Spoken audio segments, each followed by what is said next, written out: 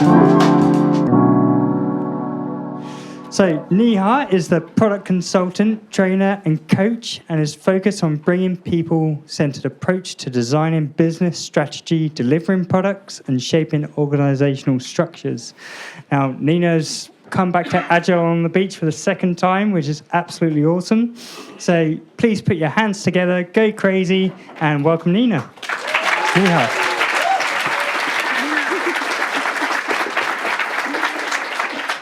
Awesome. Thanks for joining, folks. Can you hear me okay? Yeah. Awesome. So I won't do the whole thing about who I am and everything. I think you heard plenty. But just to give you a bit of an introduction to this talk is kind of part meditation, part catharsis, part hopefully knowledge sharing as well, and there's some actionable things that kind of come out from this. I'm not trying to share necessarily a complete framework in terms of how product teams can define value, but what I'm hoping I can do is kind of share some of the key learnings that I've had over the past 5 years in particular, where the product teams that I've worked with have really struggled because we haven't had a holistic understanding of what value really is.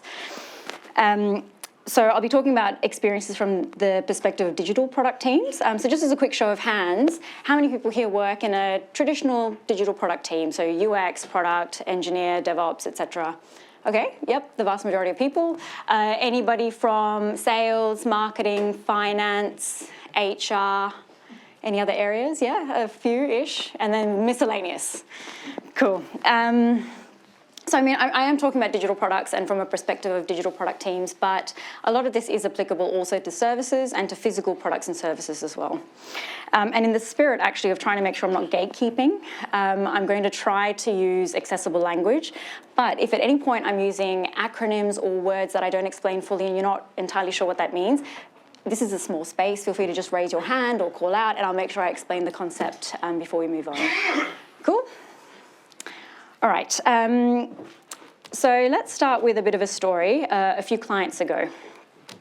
So it was COVID, and I was working with a sustainable fashion startup. So it had gone through a few rounds of funding. We had a website with a product catalog, we had a checkout journey so people could buy online, they could manage their closet online. And during COVID, we had a 50% reduction in revenue, so existential crisis for the business. So what we had to do was bring in additional funding. We had new investors who joined, and one of those investors joined the board. So he was quite active in making sure that his firm's money was being spent effectively. And so what we were trying to do in our digital product teams is we were trying to improve the digital offering, which was key for surviving COVID.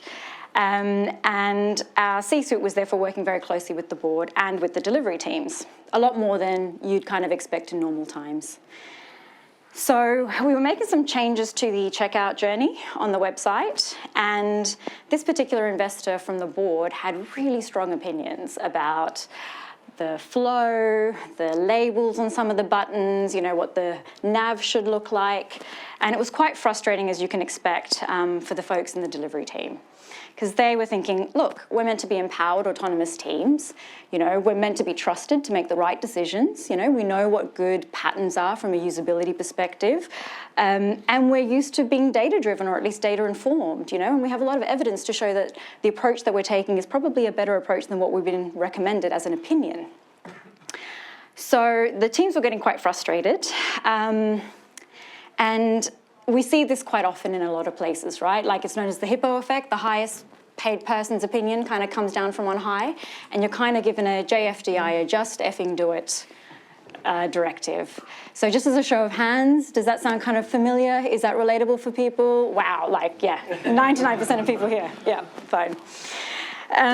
So yes, the team is very grumpy, and we but we did what we needed to do. Now, what we also did is, when we got the opportunity, we actually asked the CPO, the Chief Product Officer, and the CEO, what was going on? What was the actual driver for this? Why were they letting someone who is clearly quite senior get involved in such a low-level decision? And what we actually learned was that we got some crucial context from the CEO. So the CEO and the CPO actually knew what good product development looks like. They knew you have to empower your teams, give them guardrails, let them do what they need to do, and it really set them up for success. But they also had an existential fear around whether we would have enough runway, enough money to keep the business alive in 6 months' time. So what they were trying to do is earn the trust of this investor. Make that investor happy, show that actually we can be responsive as an organisation, assuming that we don't have a huge fall in revenue because, we've totally broken the checkout journey. And if we could earn this trust, that would potentially unlock further funding down the line. So that was the value that they were focused on. They weren't thinking about UX patterns and, clicks to purchase or anything like that. They were thinking of a much bigger existential problem that we were facing. And interestingly, when we then brought this insight back to the team, it was fascinating to see 50% of the team got it straight away. They said, do you know what? Yeah, it's actually really important that we do focus on making sure that we can keep this investor on board and we actually earn credibility with this person so that in time, maybe we can actually start to challenge more. But then we had 50% of the team, or less than 50% to be fair, who were more entrenched in the view of their specialism, saying, yes, but it's still really important that we do what's right, what's best by the users, by the customers. So what we said is, look, we absolutely need to make sure that we think about both of these forms of value. So let's make sure we've got the right learning loop in place. So let's track, let's monitor the impact and conversion on checkouts. Let's see, does it increase the time to purchase? Is there a drop in purchases, etc.? And then with that evidence, we can kind of go back and pivot if we need to. And that's exactly what we did. A couple of months later, I think it was around 4 or 5 months later, we actually had the evidence. There wasn't a big impact, to be honest, on checkout, but we did notice there was a big impact on people saving things into their closets. So we brought this insight, we shared it with the board member in particular, and actually what we did do is we did build credibility with this person because he was able to see that we were able to learn from the changes that we'd made and we were able to make informed decisions and informed recommendations. So that was actually quite a happy story, but there have been plenty of examples where we haven't actually necessarily managed to understand that fuller context and understand where does that directive from on high come from, and it creates a lot of frustration for teams. So it often happens that we don't think about how value is in the eye of the beholder. For the CEO, it was really valuable to have funding, in 6 months' time. And for the product team, it was really valuable to follow good product practices so we have a great customer experience so people keep coming back. And to be honest, to also have pride in your craft and being able to apply your craft in a really respectful way. So another way to say this is that value is subjective and it's kind of relative to the outcomes that we want to achieve. So we know about the CEO's outcomes. The investor also had his own outcomes. He needed to be seen as being a responsible representative from his company. That he was making sure that the money was being spent effectively, and the way that was translated in his head was to get involved at a low level of detail. So it's useful thinking about, what are the lenses of the different people who are involved in a conversation or in a decision? What are the roles, the specialisms, the experiences, the personal ambitions, and the preferences they kind of bring? And how do these all affect how we see value at a particular point in time? Because value also changes over time. So at that point in time, we had an existential crisis around funding, but 6 months later, the story was very different. So it wasn't quite so valuable anymore to necessarily bring the investor so close, and the CEO and the CPO were able to kind of keep him a little bit more at arm's length. Interestingly, are folks here familiar with just-in-time development or just-in-time decision-making? That's exactly where it comes from. It's the fact that what's valuable right now, is making a decision that's relevant to the context right now, rather than making a decision now, which then gets executed 6 months later when the context is totally different. So we already adopt some of these practices, I think, in decision-making, in development, but we can certainly employ them, or we can use them when it comes to also understanding how we look at value across our changes, across our products. So lastly, value is tangible and intangible and aspirational. So these are 3 types of value that are spoken about in the world of experience design. There's a very famous agency called Method who write a lot about this, and if you search them, they've got great resources around this as well. So these different types of value are used a lot in the sphere of design, branding, innovation. And we'll talk a little bit more about experience design a bit later on. But just to kind of clarify what I mean by these different types of value, tangible value is the stuff that's easy to see and easy to measure with hard metrics. So for the CEO, it was funding, it was money. For the UX in the team, it was conversion rate. What proportion of people trying to go through a checkout journey actually buy the products. The intangible value that we typically have is stuff that's much harder to measure with hard metrics, but they're still really, really important. And we can still use qualitative measures to actually quantify them. So the value that the CEO was trying to create was earn trust with the investor, and try to create a desire to invest further. So that's how would you measure that using numbers? Very hard, but it's a qualitative thing that we're trying to achieve. And lastly, the aspirational value it's kind of a subset of intangible value, but it's worth calling out because it ties in with how we see ourselves and how we want other people to see ourselves. So the investor wanted to be seen as responsible by his leadership team, by being involved. The delivery team wanted it to be seen as thought leaders and competent enough to make really important decisions on that website. The same thing with the CEO. The CEO and the CPO absolutely wanted to be seen as responsible leaders to their teams and supportive, but at the same time, obviously responsible stewards of the business by the investors. So now that we've seen, there's obviously different types of value, it's quite nuanced, it depends on time, and there are all these different types of value. The next thing to ask is, well, why do we have these blind spots then when it comes to understanding value, when we're trying to make changes on our products and when we're trying to do work on a daily basis? What stops us from seeing value holistically? And there are a number of different reasons for why that's the case, but I only want to focus on some of the key ones that have really stood out for me over the last 5 years. The first one is that we don't have meaningful context a lot of the time. So as in the previous example, there was key insight that was missing for us to be able to make better decisions and manage our own frustrations in the team. The CEO didn't communicate his plan of trying to earn trust with the investor, but also we as teams failed because we didn't ask early on, why? Why are you asking us to do this? Where is the pressure coming from? What are you trying to achieve? And leadership is very much a two-way contract. I think there's a lot of great stuff out there around how leaders should be servant leaders and they should really focus on how they can set their teams up for success. Teams have a similar responsibility towards leaders, though, to help set up their leaders for success. So by asking for what the teams need and also asking the leaders for what they need to be successful. And that's oftentimes missed. So it's about being very explicit and being bold and asking questions. So in addition to missing this really meaningful context, we don't fully understand the intangible stuff, so we tend to kind of devalue, avoid, and ignore it a lot of the time. And this also stops us from seeing value holistically. So the intangible stuff here, I mean the intangible value that we spoke about, but also the aspirational value. There's a lot of fluffy concepts in business. So I was just having a chat with someone, I think maybe Liz, talking about the wank factor around branding, right? It's so easy to think about visions and missions and branding and company values and all of these things as being really fluffy, really wanky. What's the actual value in it? It's not tangible, right? But the thing is, these things aren't always specific for sure, but by design. So for example, when you've got a company vision, it kind of sometimes needs to be very open so it can be aspirational. If it's very tangible and very specific, where's the inspiration? Where is the motivation to think outside of the box and come up with really interesting innovations?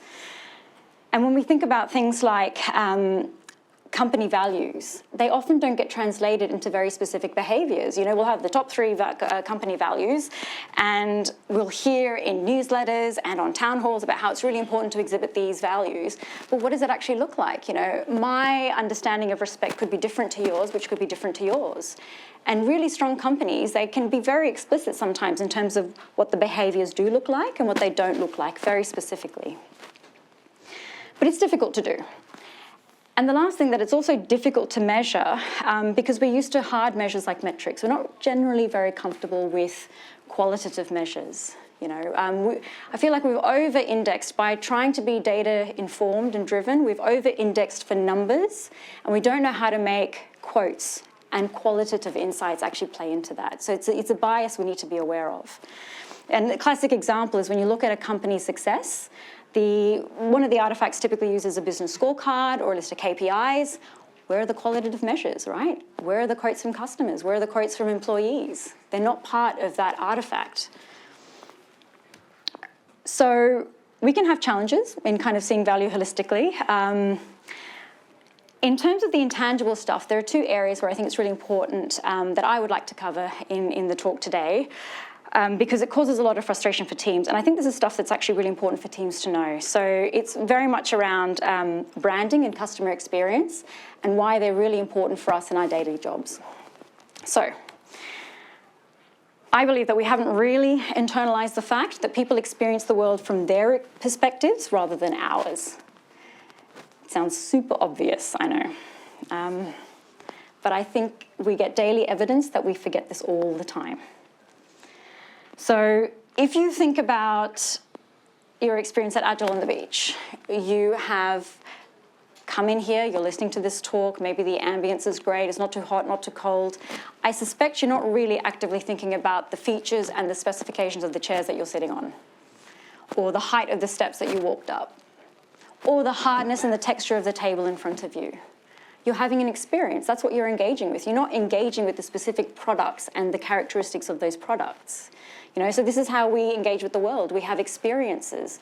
And then behind that are the products and the services that help facilitate those experiences.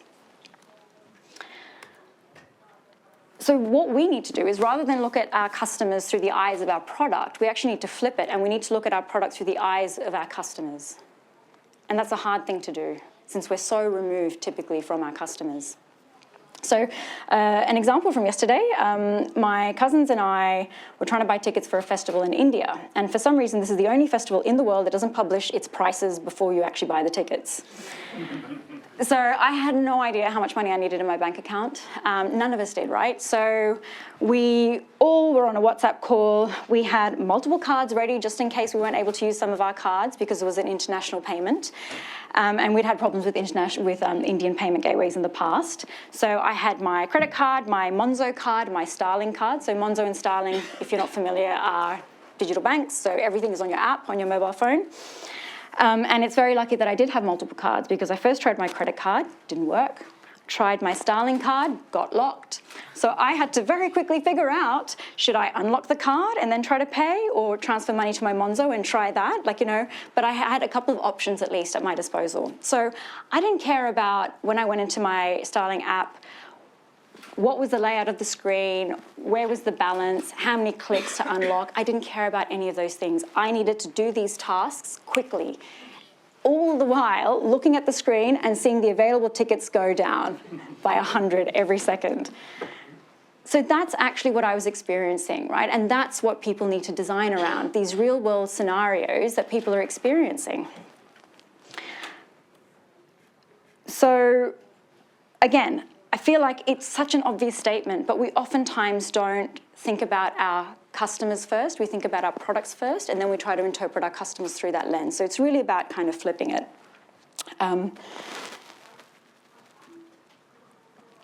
So this is a quote by Steve Jobs. You've got to start with the customer experience and work back towards the technology, not the other way around. So Apple, obviously renowned for its customer experience. There are many other companies who do this really well as well. So there's lots of good reasons why we don't do this, and there is certainly an emerging awareness of just how important it is on focusing on customer experience. I say emerging, and I'm not going to lie. So in the blurb for this talk, I did say that I was going to share some emerging insights around branding and understanding products. A lot of this insight actually goes back to the 1960s. But as organizations, we've been really slow on the uptake, or the take-up. I always get the phrases wrong. So none of this stuff is actually all that new, but for whatever reason, this is not standard practice yet. We still really struggle with it in most of our organizations. One thing I do actually want to call out, so I was having a really good conversation with Marcel, I don't know if he's here in this room, one of the fellow speakers, around this particular point. And he said, well, what about user testing? Because a lot of people will talk about user testing and the fact that they do user testing. Isn't that a really customer-centric practice? And it's a good challenge.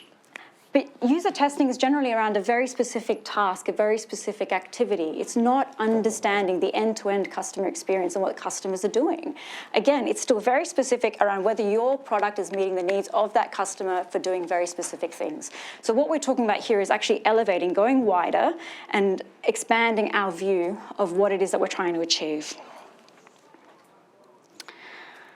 So the next thing that also helps us kind of widen our view is, apart from thinking about customer experience rather than products and features, is to think about branding, or the world of brand, I should say. So I really like this quote, that a brand is the most valuable piece of real estate in the world. It's a corner of someone's mind. Like, there's so much talk about the attention economy and how apps are trying to take with notifications and brands and advertising and all these sorts of phenomena are trying to take up space in our minds. Brands have been doing that since their inception. Brands are much bigger than just the tangible icons that we think about or the advertising campaigns that we think about. So we really need to engage with brand as it really means in its entirety.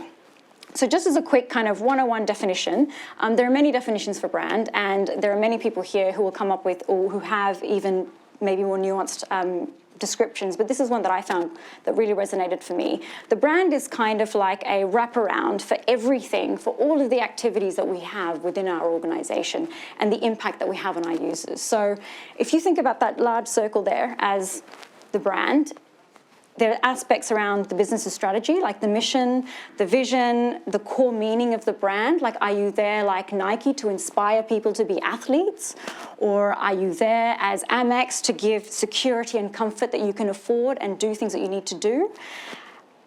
There's an aspect of brand expression, which is, how do people engage with the identity of your brand? So there are some brands that are fun, some that are aspiring, some that are very serious. So what are those attributes of your brand, and how is it recognized in communications like ads, through notifications in your app, through campaigns, through your email? And this is also where design systems come in. So when you work with design systems, where you've got the patterns that you use on your website, your apps, etc., colors, all of those sorts of things, journey patterns, that's where it starts to come into the expression part of things. And then you've got value, which is actually where a lot of us spend most of our time, the actual products and the services, and trying to meet those different types of value, the tangible, intangible, aspirational value. Now, generally, we tend to focus on the tangible, but if we focus on the aspirational and the intangible elements as well, all of a sudden that broadens the approach that we have to contributing to value and how that then is a part of the overall brand. And largely there's engagement. So how do people outside interact with the brand and interpret the brand? All the way from finding out about it, so what they call awareness, all the way through to actually purchasing, using your product, your services, to maybe recommending to others. So if we look at that holistic thing as brand, we can see that in product teams, we actually contribute to some of those elements, but there are many more elements that we just do not contribute to. But brands are what people remember. Brand is what people remember in their minds, not the features, not the messages you didn't get. They remember the experiences. So one common misconception that I do want to tackle is around brand is more important for consumer products and luxury products than it is for, let's say, B2B products or services. That's a very common misconception, and very easy to understand where that comes from as well. So I'm going to reference a couple of really interesting studies that were done in the 1980s and then again in the early 2000s around CIOs and CTOs and their purchasing decisions when it comes to workplace tools in the office. And I think, actually, to be fair, it was rerun again in early 2020, so in COVID. And what was really interesting is that a lot of CIOs, CTOs see themselves, so the aspirational value, they see themselves as being seen as responsible and risk-averse if they go with companies like Microsoft. So they purchase Microsoft Teams, for example, for their organization, rather than going with more emergent brands or tools like Zoom and Slack. So they see Zoom and Slack as being very scrappy, not quite as stable and robust as Microsoft and Microsoft Teams. And that's in the business-to-business space. There are loads more examples as well. So I won't go into those, but there's also a phrase for those of you who are consultants that no one got fired for hiring McKinsey. You could replace it with Deloitte or Accenture and all the other big brands. And also no one got fired for buying IBM. again, that's perception, right? Like these brands are quite strong and people know that they'll be seen as responsible decision makers when they actually go with these big labels. So to come back to this quote, a brand is the most valuable piece of real estate in the world, a corner of someone's mind. It's quite clear that people do think about experiences and they remember the brand concept and what that brand represents. But it's really important that we need to make sure that we understand how is our brand therefore performing in people's minds. And I would wager that like as part of the success measures that we look at, like when we're looking at success for our teams, for our products, etc., very few of us are engaging with brand success. So looking at things like brand trackers and knowing what's the perceived value of your brand at this point in time. Because you can build all the great features, but you know what? If people don't perceive that your brand is reliable or trustworthy, they're not going to buy. So we've spoken about how when it comes to thinking about value, we tend to gravitate more towards products and features rather than customer experience. And we tend to not actively, maybe meaningfully engage with the brand. So which kind of brings us back to this point, which is that we don't fully understand the intangible stuff, and therefore we tend to devalue, avoid, and ignore it. So I'm hoping that this is an ask for you to engage with these things meaningfully, you know, and if it's uncomfortable, if it doesn't make sense, that's totally fine. You've got loads of people in your organization who can also help you on that journey. So there's always something that we can do about it. So what I'm going to do is talk about a couple of practices, tools, techniques that I found actually quite useful, again, over the last 5 years. These are very specific things that our teams, or my teams, have engaged with. And we found it's given us much better context and helped us understand value more holistically. So this is about defining value more holistically, collaborating wider than we currently do, so engaging with sales and marketing and customer support, who actually interact with our customers a lot more than we tend to in digital product teams. And measure better, seeing if we actually have the broader impact that we thought we would have. So this is just a bit of a brain dump of some of the practices and the tools and the techniques. I will share this deck afterwards, so you're more than welcome to have a look in the notes where I've got specific links for further reading and for templates. So I'm not going to go into all of these. What I will do is, while we're on this slide, I would definitely invite you all to ask around your organization, like how are you measuring value? Because there'll be different teams who are measuring value. So it'd be good to kind of engage with those broader definitions and how people are capturing and measuring value in your organization. Okay, so the first thing is around hypotheses. I'm not going to go through what a hypothesis statement is, because I'm assuming that most people are relatively comfortable with a hypothesis statement. What I will say is, again, some of my teams have found it very useful to use hypotheses when you're talking about product releases. So like, you know, the really big things, right? Like what's actually meaningful about this release or this particular epic or feature. So rather than doing it for individual stories, if you do it at a higher level, you can then start to do things like capture the tangible, intangible, and aspirational value. So as an example, with the website example I gave earlier on, the actual core hypothesis at the high level was not about improving the checkout journey. It was actually about earning the trust of the investor. So that's how we wrote the hypothesis statement.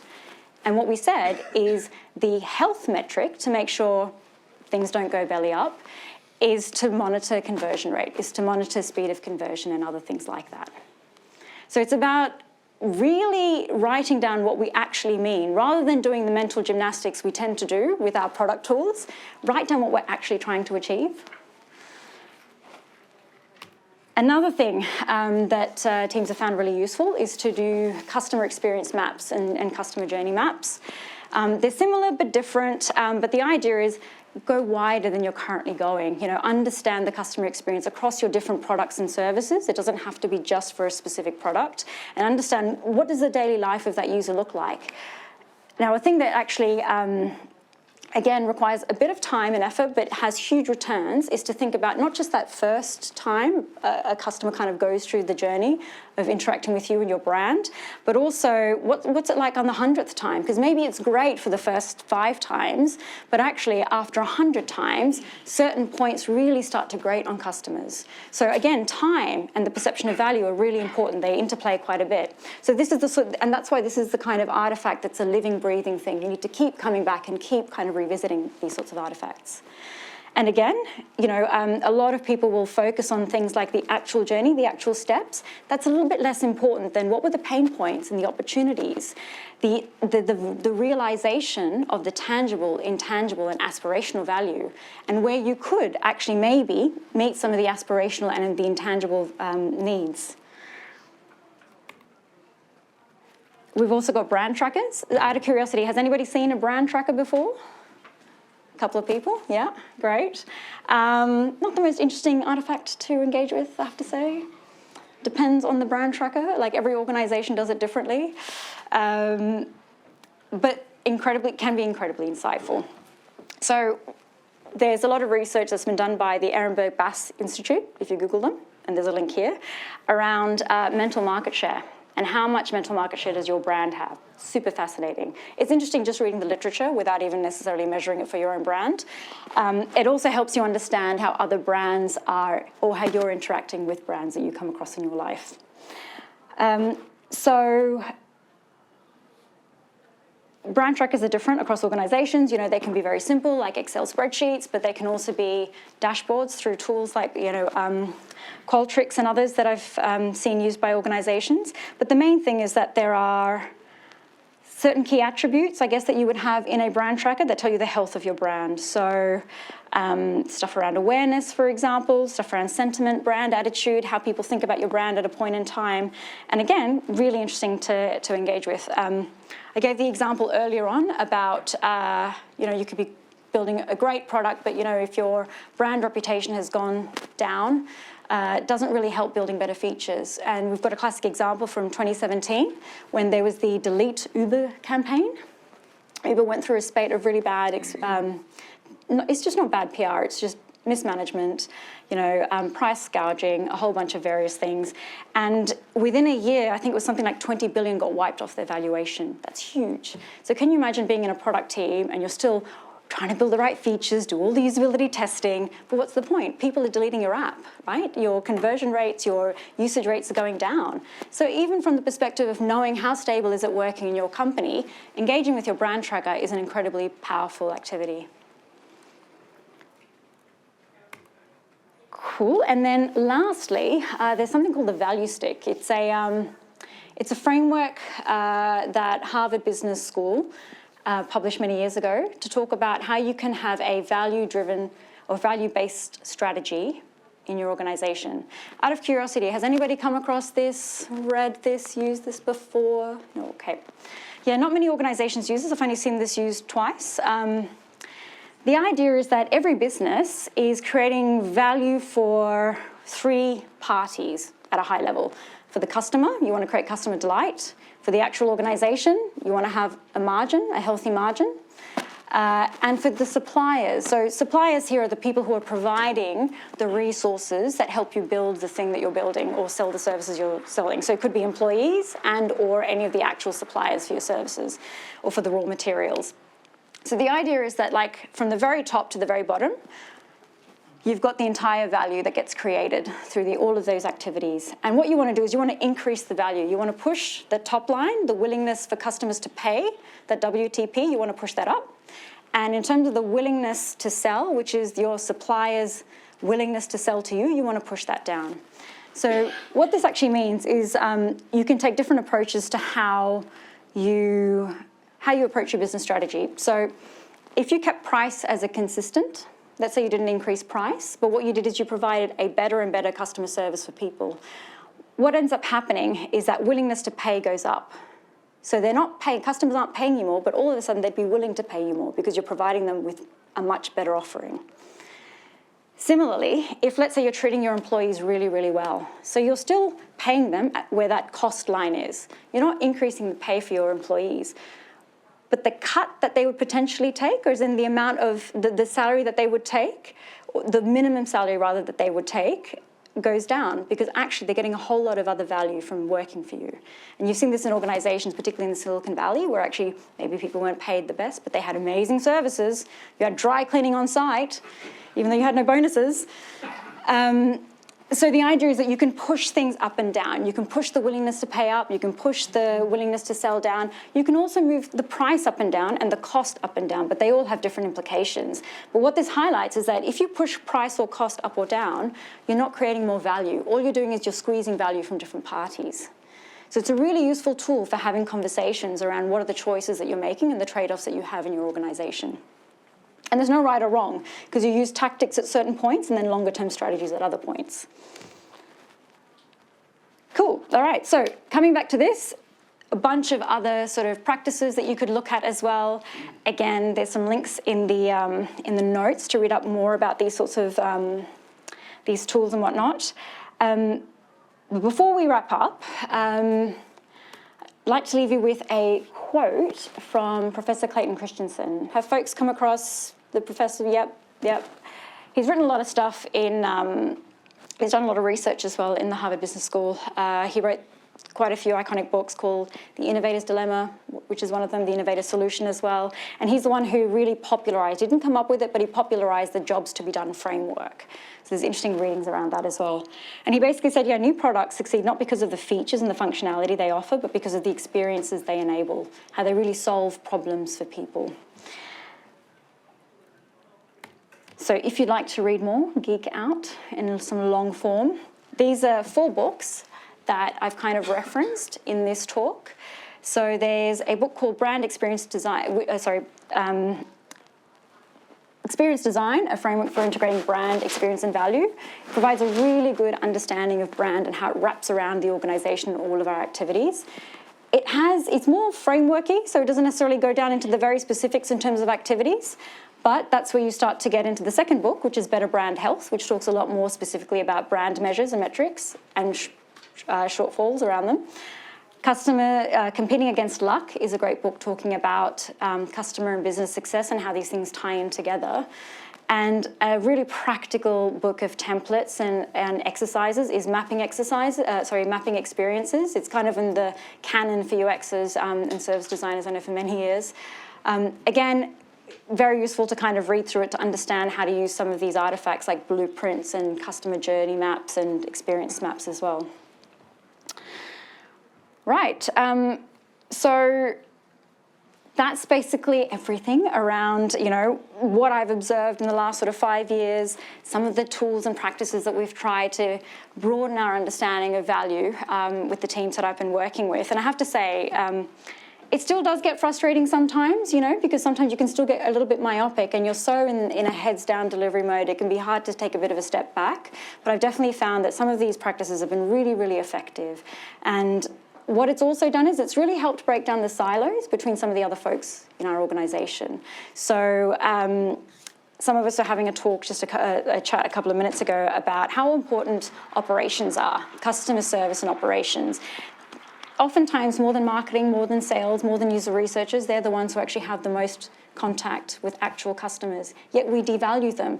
You look at how much they get paid, less than most people in the organization. Do they have a seat at the table when it comes to setting product strategy? Generally not, they're an afterthought. Do we set them up for success with the best tools to service our customers? Generally not, that's kind of a second thought. So taking this kind of approach, thinking about customers actually helps elevate the experience of those who service our customers as well. I guess that's it, yeah. Thank you.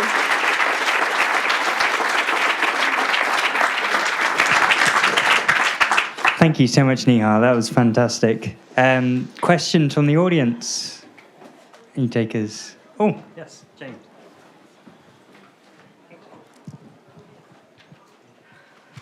Thank you. That was great. Thank you so much. A question, you mentioned early on, kind of people get stuck a little bit or can get locked into their disciplinary practice. And I wondered, do you think there's any part of the sort of design disciplinary practice that's a little resistant to advertising or resistant to branding and is a little bit like, we are the people that don't do that? And I wondered what you could do to get the designers to fall back in love with advertising again. I have absolutely observed that, but what I would say is I've generally had the role of a product practitioner, and I've got 2 superstar folks who come from the design practice who've probably had more hands-on experience. I don't know if there's anything that either of you wanted to share around that? I think it's about finding the commonality between the two groups and Yeah, finding that common ground. yeah, And actually things like tone of voice or how you're actually communicating with customers is something you're both invested in. So Yep. I think it's making friends as much as possible and agreeing where you overlap. yeah, That's what's worked previously. For you, yeah. Just trying to actually find that common ground together. yeah. But as well as like respecting each other's disciplines and Yeah. you're perhaps coming at it from a different perspective. Yeah, and I think, it's not something I've tried, but one thing that I would also try is trying to, so sometimes I find thinking about money can be a dirty practice with designers.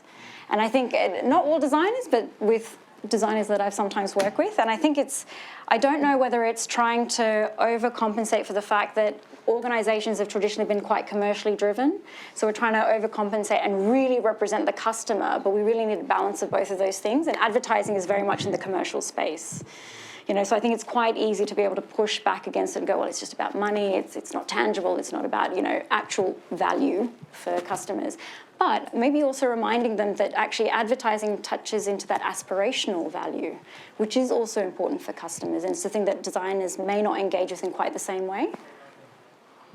Yeah. I don't know, Erica, did you have anything to add? Not to put you on the spot. Largely thinking about what Liz was saying about making friends with people, always pair, say, a content designer with somebody from the branding team or copywriting team, because there can be tensions about trying to inject the fun brand value messaging into a transactional journey, for example. And there can be things about setting sort of not hard rules, but like when to inject the brand and when to actually help a user get through a journey. Don't make it cute. If the page fails, set those rules and explain why that might have a detrimental experience for the user. Yeah, when I'm putting my credit card details down, I don't want a cutesy oops. I want a very serious message, yeah. Okay, great. Any other questions? Did you get the tickets yesterday? I did, but my cousin had to pay. Any questions? Was that a question? Sorry. Yeah, so it was like tech failure after tech failure after tech failure, but success. Apparently Australian banks are the way to go when it comes to buying tickets in India. Yeah. Okay, if that's questions, no one else? Okay, awesome. Well, that rounds this up. So Great, again, thank you. round of applause for Neha. Thank you.